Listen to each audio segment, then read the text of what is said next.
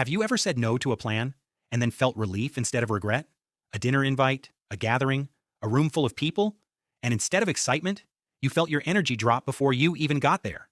Most people call that antisocial. But what if it's not? What if skipping social events isn't avoidance? What if it's awareness? Because while everyone else is thinking about what they'll wear, what they'll say, how they'll be seen, you're thinking about something else. How much energy will this take? How long before you feel drained? And how much of yourself will you have left when it's over? Psychology has a name for this. It's called a high sensitivity to stimulation. And for people like you, social environments aren't just interactions. They're calculations. Your mind scans, your body reacts, and your instincts start preparing you long before anything even begins.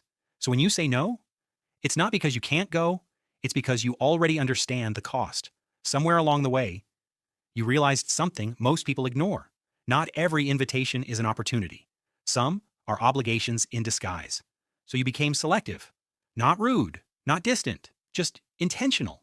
When someone says, you never show up anymore, it sounds like concern. But underneath it is something else.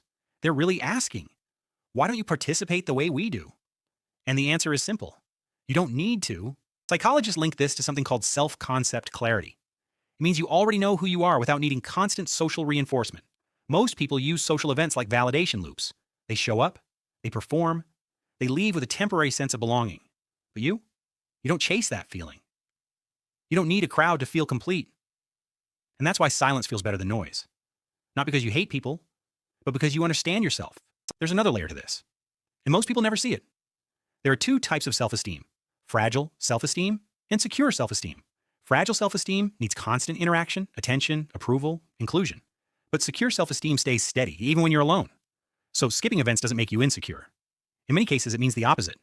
You're not avoiding people. You're just not depending on them to feel okay. But here's the truth. Most people won't say out loud. Not everyone who skips social events is doing it from strength. Some people are protecting old wounds. I once read a comment that said, I stopped going out because every time I was around people, I felt like I had to pretend to be someone else just to fit in. That's not preference. That's protection. Choosing solitude because you're grounded, that's a boundary. Avoiding people because you feel unsafe, that's a wall. So be honest with yourself. Are you protecting your peace or avoiding discomfort?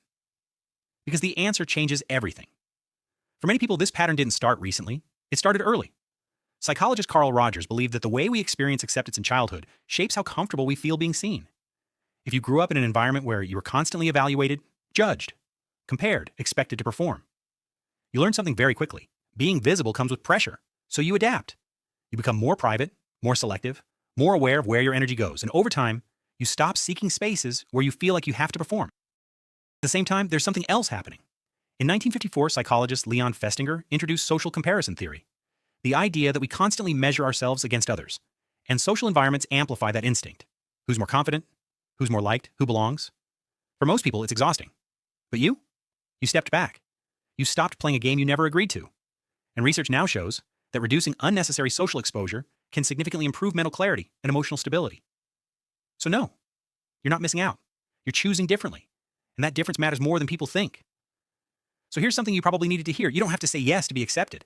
You don't have to show up just to prove you belong, and you don't have to drain yourself to keep other people comfortable.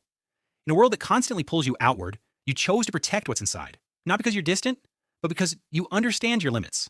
And that's not weakness. That's self-awareness. If this felt familiar, leave a comment and tell me when you first started saying no. And if you want more conversations like this, subscribe.